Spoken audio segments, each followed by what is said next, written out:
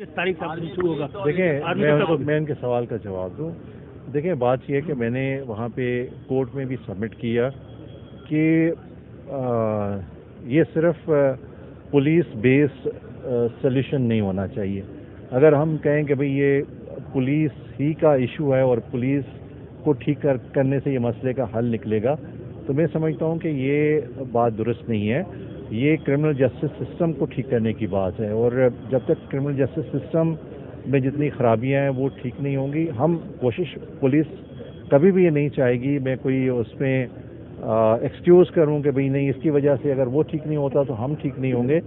हमारा काम है कि पुलिस इसको ठीक करे। हमारे एंड पे इन्वेस्टिगेशन है कि इन्वेस्टिगेशन को कैसे ठीक करें, उसके लिए बहुत सारे एफर्ट हुए हैं।